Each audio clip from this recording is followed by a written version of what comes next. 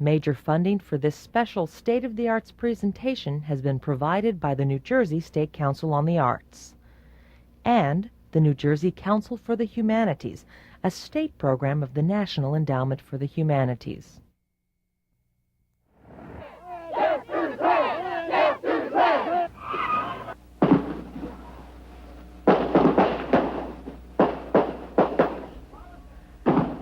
Something happened in Greensboro, North Carolina, I think you should know about.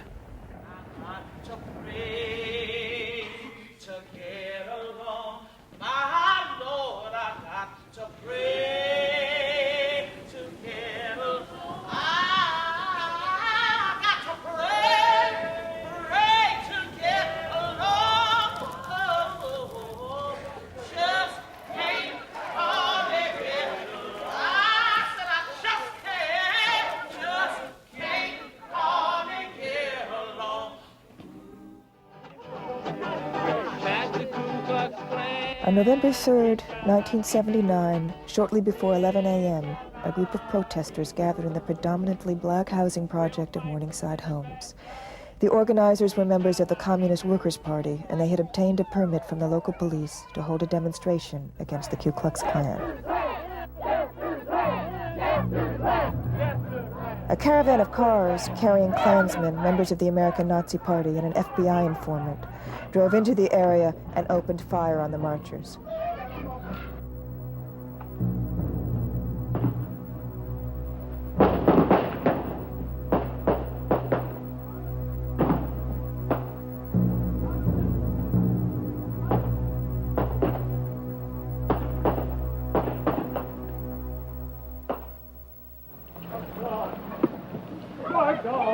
We're in the heck of the damn cops! They had a plan! Help us! Help us! Come here, help us! 5 demonstrators were killed and 9 others wounded.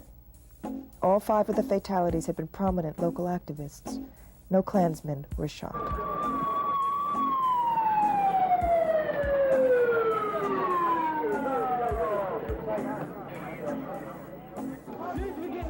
The police did not arrive until the shooting had stopped and the gunman had fled. Police beat and arrested Nelson Johnson, one of the organizers of the march, and charged him with inciting a riot. 12 Klansmen were charged with murder, but they were later acquitted by an all-white jury on grounds of self-defense. The day after the killings at Greensboro, half a world away, Islamic militants stormed the U.S. Embassy in Iran and seized 66 hostages. Most Americans quickly forgot the events at Greensboro. I wrote a play about Greensboro, not simply to document a past event, but to raise questions that I think are still troubling us today. Questions like, what are we going to do about the racial divisions in our country? What effects do words and rhetoric have on the level of tension that I think we all feel right now? How do we combat the haters and the bigots? How do we stand up to bigotry? I mean, I think these questions still haunt us, and so that's why I felt I had to write the play when I did. I started the final draft of Greensboro just after the Oklahoma City bombing. During the workshop of Greensboro, the Million Man March happened and the O.J. Simpson verdict came in. Most recently, we've witnessed an actual epidemic of arson directed against black churches in the South. So that's why I say that Greensboro, the play, is really looking at the present through the lens of the past. Well, my approach to shaping the material is to use verbatim interviews and transcripts of the real people and to let them bear witness in their own words as to how they feel, what they did. It's a style of writing that has been called theater of testimony, and that's because they give testimony. And it gives the audience the chance to meet these characters in the same way and that I did. It's direct, it's face-to-face. Now, some of the characters involved are quite chilling and disturbing, like David Duke, the ex-Klansman turned politician, the police and FBI informer Eddie Dawson, who has a major role in the play and a major role in the event. He led the caravan of Klansmen to the march, and some say he was a provocateur of the confrontation. I interviewed Eddie Dawson face to face, and it's one of the hardest things I've ever done in my life. I had to talk to him knowing that everything he stands for, I stand against, and I had to hear him talk about it all just so matter-of-factly. Now, to actually drill down, when I first started going to Klan meetings, like anybody else, I guess, you know, I didn't see a black hanging in the corner there, or one hanging over there, or something. Well, that's exaggerating now. But the meetings, like I said, you know, they're just meetings. They're like loose meetings. I originally approached Greensboro as a trial drama, but I quickly found that my main interest was in the private side of the story. That is, the choices made by the individuals involved, from Eddie Dawson and Klan members to Nelson Johnson and the survivors of the massacre. But it's very important to see their individual actions, I think, in context. A lot of the play is about contextualizing, to see what happened in Greensboro in the broader context of Klan activities, political activism, and the history of racial prejudice. Now, obviously, the play can only raise these questions, and so in order to explore these and other important issues on a deeper level, we organized a panel discussion with some noted historians who could provide the social, political context of the events in Greensboro. This panel discussion was held in McCarter Theatre immediately following a performance of the play, and many members of the audience stayed to talk about it.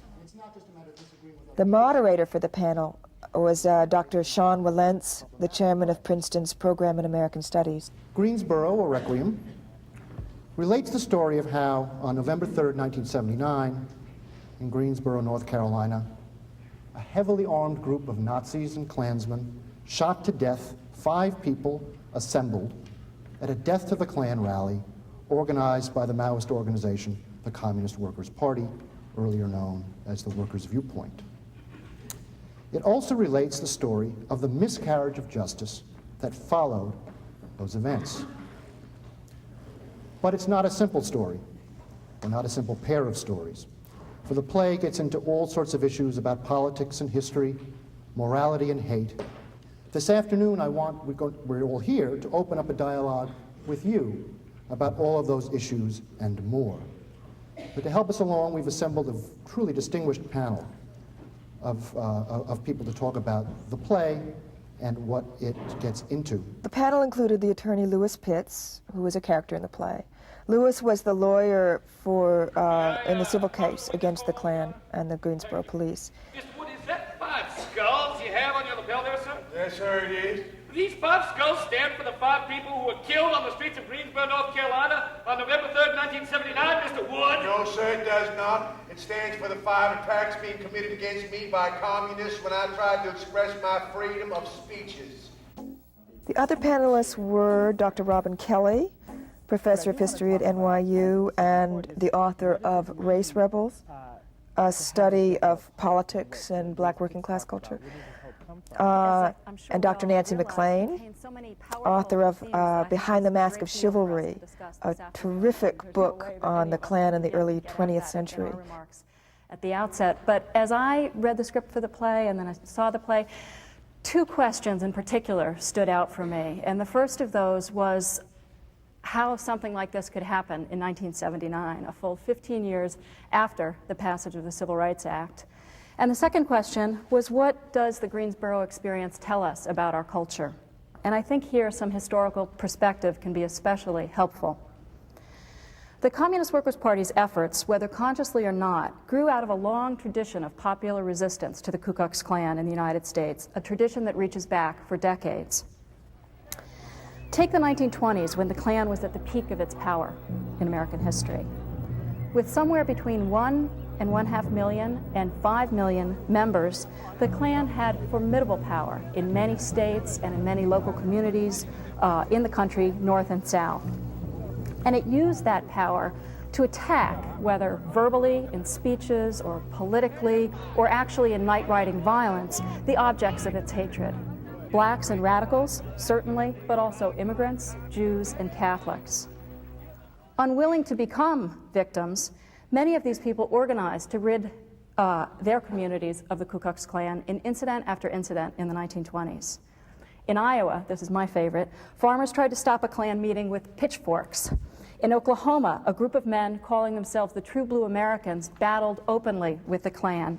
In Delaware, residents rioted at a Klan initiation site, as did people in Pennsylvania, Texas, and Massachusetts. Getting a little closer to home, in Perth Amboy, New Jersey, an interracial crowd of 5,000 shut down a speech by a Klan leader with a shower of rocks and bricks. I recount these stories for what I see as their cautionary value. And that brings me to the question of how something like this could happen.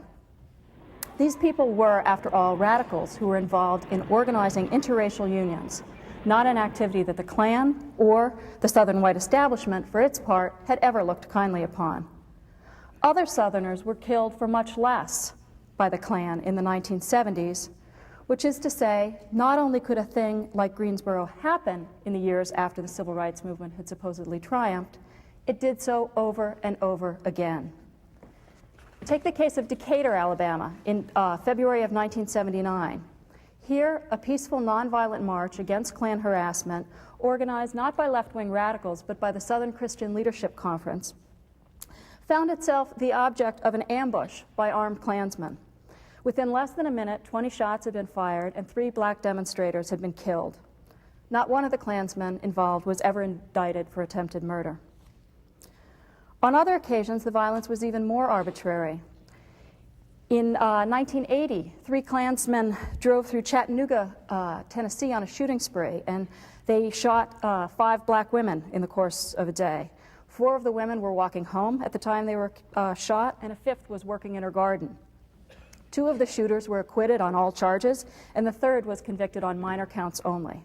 So the Greensboro killings were not a freak occurrence. When I first started researching and writing the play, one thing kept coming up, and that was that the Klan had changed its tactics. A lot of evidence shows that people have really taken off the sheets and hoods and put on coats and ties and gotten themselves elected into local government and all the way on up. And some of them are not actually members of the Klan. Some of them are in other far-right groups and far-right hate groups. A case in point, of course, is David Duke, who was former imperial wizard of the Klan and then a candidate for governor of Louisiana, and he won a majority of the white votes in that state, though he lost the election. So I, had a very long and quite unnerving conversation with David Duke. And of course, what was most unnerving about that conversation was that he was absolutely charming, and he sounded very reasonable. The cultural, religious, racial heritage of this country is being split apart now, and even if we had not always been of one race or one faith, the Europeans' Christian value system, Western European value system, has been the bedrock of this country, and if that erodes, I think the foundations of our country will erode. Pretty straight talk, I hope you don't mind. I think that one of the questions we have to ask is the question that was raised by one of the characters in the play. What does the Klan look like now? Are they wearing suits? Why do you have to have a hood in the first place? How do we know if they're like in academia? It's very possible. You never know what they look like. And so I think one of the things we have to raise here is to what degree has the Klan become mainstreamed? Or if not the Klan per se, certainly sort of white racist organizations. But especially since you can sort of use the same rhetoric that David Duke did, which is so profound, and kind of succeed at garnering a great deal of support. Another aspect of what made Greensboro seem so emblematic to me was the role that rhetoric played in the event. The choice of words at key points used by both sides, the Klan and the Communist Workers' Party. As a playwright, of course, the power of words has special significance to me, but what happened at Greensboro was a lesson in how words can be weapons, as every bit as dangerous and perhaps more insidious than a gun or a bomb. For example, the Communist Workers' Party slogan, "Death to the Klan," was used by the Klan to inflame Klansmen to join the caravan on November 3rd and go to Greensboro, and some of them killed some people. Conversely, it was used, the slogan "Death to the Klan," as a way in the courtroom. It was used to justify the Klan's attack as self-defense. So in the play, there is a title that says "Words Have Meaning." We got a little scum down in Greensboro by the name of Eddie Dawson. People want to know, do you want him killed? No, I don't want him killed. I want the children to look at the scum and let him know he's a Judas. Let him know he sold his white race out. I want him to die of heartache. Nobody having nothing to do with it. The rhetoric of hate turns people into objects. That's something I learned from Signe Waller, who was one of the widows of Greensboro, where she said that it turns you into something less than human. Signe's husband, Jim, was one of the demonstrators killed at Greensboro on November 3rd. What I am afraid of now is that the same prejudices are operating just attached to different people, like the gay community.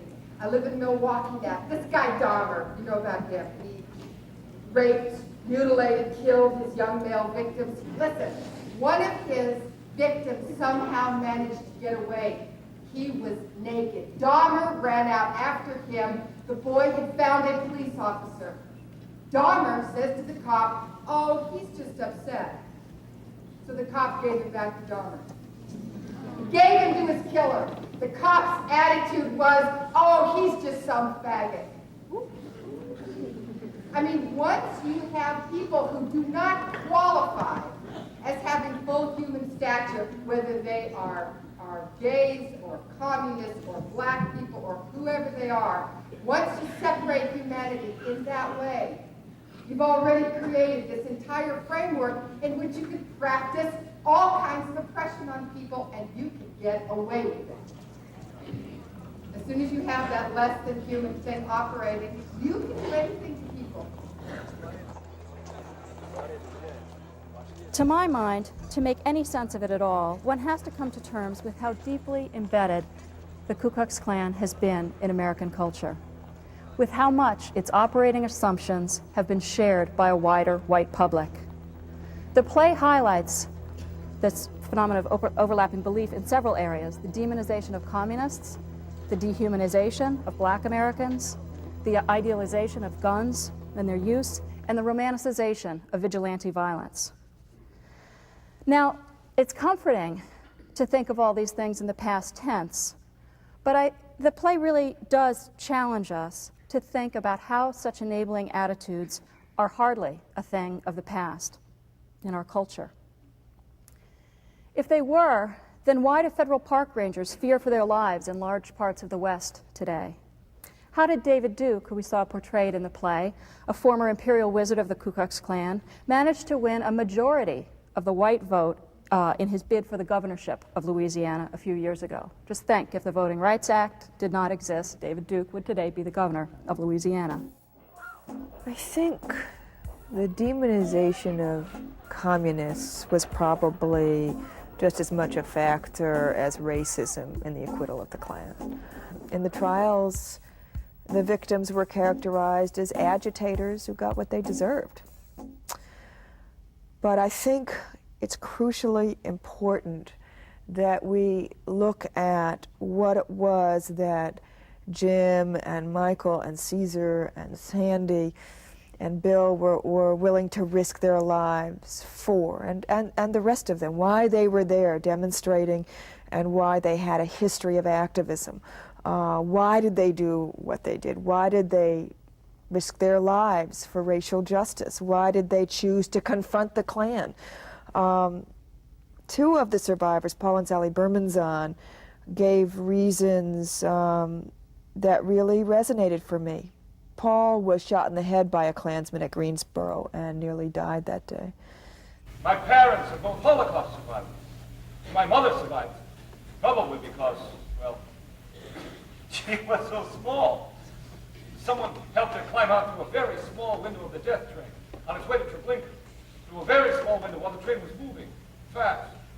She knew it was her only chance. She never wanted Paul to do anything that would draw attention to himself. Yeah, if you're a Jew. Du bist ein Jid. You have to be ein guter Mensch. A great person. Blend in, be invisible. She could not understand. How could you be a doctor, she'd say. A dream. And give up everything. Work in a factory, in a mill? For what? Is this why we escaped from Germany? So you could maybe get yourself killed here? But of course, what happened to them was exactly why I was doing what I was doing. Oh, yes. One of the Greensboro survivors portrayed in the play, Paul Berman Xun, who was himself, if you remember, the child of Holocaust survivors, I think hit the proverbial nail on the head when he said, and I quote, "The biggest mistake the post-war generation made was teaching their kids the Nazis were monsters. The Nazis weren't monsters," Berman Xun said. "They were people. That's the problem." Well, I think the key question remains the same. How do we stand up to the politics of hate? How do we stand up to bigotry? How do we stand up to racism? Who is doing it now? Who is going to do it? And these questions are particularly difficult to answer, especially when the social climate for activism has changed so much since the 70s. Why is it with all of those major injustices, people are not taking to the streets to protest as they did during the early days of the Civil Rights Movement and during the Vietnam War? I think there are people taking to the streets and protesting. I think it looks different. I think there are all kinds of sort of social activists, grassroots activists working very hard who don't have the kind of media attention that, say, civil rights activists. When you think about the civil rights activists in the 60s themselves, I mean, the numbers weren't even as great as we think they are. I mean, when you think about mass demonstrations, a lot of these really most effective organizations were like sit-ins, a handful of people who got the right media exposure. And I think that part of it has to do with the social and political climate, which allows us not to see those movements. It's hard to be a street protester and raise a kid and do homework at night. The idea of protest and activism has been marginalized, I think, and it's kind of fringe. I know in the strata that I'm around, nobody will say activist. If somebody asks me what you do, I say I'm an activist lawyer. But everybody else wants to say you're an advocate and sort of warm the thing down and tone it real down. But we do need that activist. We do need this notion that democracy is not a spectator sport. It's not something you have, it's something you do, and we've got to be doing it. And it doesn't always have to be, while sometimes it needs to be at a protest, it can be these other electoral efforts. Just do anything is almost the point. I remember Black Pete. That was Jim Waller. That's what we used to call him. Who was a doctor, saying that he didn't want to just nurse the wound, but to cure the disease. He said, people keep coming into your medical office with broken legs, so you set their legs. Then one day you notice right outside your office is a big old pothole. People keep falling in that pothole, breaking their legs. So our job is to not keep setting the broken legs. Our job as doctors is to fill in that pothole. Finally, let me close by talking about people power and hope. People power is the whole point. That's how our country was founded, by general people getting together, seeing problems and solving that, utilizing those rights that we enshrined in the First Amendment. Can we do it? Can we turn things around? That brings that issue of hope in here. And Václav Havel from the former country of Czechoslovakia, who's a great playwright like Emily Mann, has written very eloquently about that issue of hope. And he reminds us that hope is not a state of the world, but it's a state of mind. It's a dimension of the soul. It's an orientation of the heart. And that there's value even in the defeat of a just cause. Caesar and Sandy and Bill and Mike and Jim didn't struggle and die in vain. Havel also reminds us that engaging in struggle straightens the people's civic backbone. And I love that metaphor because I think we've got to be able and more willing to stand up around these issues. I went back to Greensboro in 1994 because it was the 15th anniversary, a commemoration of the massacre. It was sponsored by a coalition of educational and church groups, and it was a very moving and beautiful event. They dedicated a plaque to honor the 5 who died.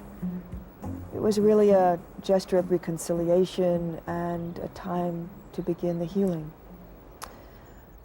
And it was then that I realized that I had to call my play a requiem, because requiem suggests both a remembrance and a healing. And it was time to heal the grief and the sorrow caused by the politics of hate. In the end, ironically, the play is very hopeful. And I remain hopeful that the theater can do this, that by giving a forum for an audience to hear the words and the feelings of the people involved, that we can begin to see as a community that racism survives only when communities let it survive, and that perhaps racism can be stopped if we're all willing to stand up to it.